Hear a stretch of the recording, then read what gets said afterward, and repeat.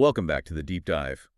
Today we're digging through the spec sheets for something called the NTI E-MNG-SH software. Right. It's a bit of a niche tool, but the implications are pretty huge.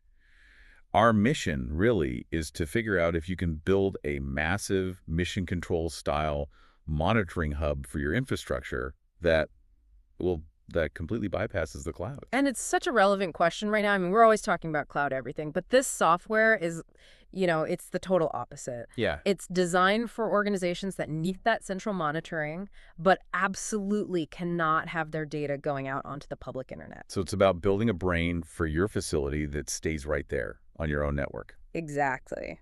And looking at the specs, this is not a small setup we're talking about. I saw that it supports up to 3,000 individual units, specifically the NTI E2D, E5D, and E16D models. That's enterprise-grade stuff. Oh, absolutely. And you have to remember that's 3,000 head units. The software is monitoring all the sensors connected to those units. Internal, external, even remote IP sensors.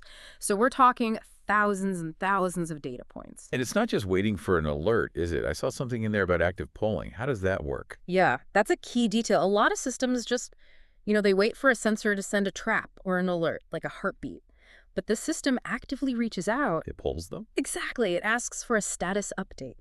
And that's crucial because if you're waiting for a broken sensor to tell you it's broken, and you're not going to hear anything. Because it's dead. Right. With polling, if the system doesn't get that handshake back, it knows immediately you've got a blind spot. It's a much more proactive security posture. That makes a lot of sense. So let's talk about where this thing lives. It's self-hosted, obviously, but what really jumped out at me was the legacy support. It runs on almost any Windows setup from the last decade. Windows 7 through 11, Server 2008 through 2022. It even supports virtual machines. Which is a huge deal for industries like manufacturing or utilities. A lot of those places run on older, stable systems. They can't just update their OS every Tuesday. So the software meets them where they are. It does. It's all about data sovereignty. Your data sits on your machine, on your hard drive, period. Okay, but that feels like a double-edged sword, doesn't it? I mean, great for privacy, sure, but isn't that usually a nightmare for accessibility?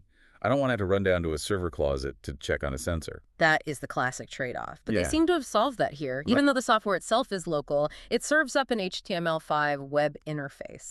So no special client software to install on everyone's computer? None. You just open a browser. On your phone, a tablet, your PC. As long as you're on the network and have credentials, you can see the dashboard. And speaking of credentials, I saw it supports up to 1,000 simultaneous users. This sounds like chaos. Why so many? Well, think about a global company with a 24-hour operation. You have security teams, maintenance crews, IT staff, maybe some executives who want to peek in. They all need different levels of access, and this system lets you manage that. So, the HVAC guy can't accidentally shut down the server room alarms. And they're not just looking at a big table of data, are they? The visualization option seems pretty impressive. You can actually upload your own floor plans. Yes, and that's critical for context. An alert that says sensor B12 is critical means nothing when you're in a panic. Right. But seeing a red light flashing on a map of the East Wing data center, now you know exactly where to go. It gives you immediate spatial awareness. It also seems to integrate actual eyes on the problem too, not just sensor data. It ties into IP cameras. It does. And this connects back to being efficient. It can save up to 1,000 recordings, but it's all event-driven. Meaning it's not recording 204/7 and just filling up hard drives. Exactly. So if a door sensor trips, for example, you can program the system to trigger the camera. Oh, interesting. And you can set it to record for, say, anywhere from 5 seconds to 10 minutes. So you get the video context of the event without all the data bloat. Which brings us to the financial side. This whole efficient approach seems to apply to the cost, too. They have completely ignored the SaaS trend. It's a straight-up capital expenditure. The list price is about $500. One-time purchase, you get a 2-year warranty, and you're done. No monthly fees. For any organization dealing with subscription fatigue, that has to be incredibly attractive. It is. You buy it, you own it. So the bottom line is, you're looking at a tool that can turn a standard Windows machine into a global, totally private monitoring hub without that constant drain on the budget. Precisely. It puts all the control and all the data right back in the hands of the people running the facility. It really makes you think, doesn't it?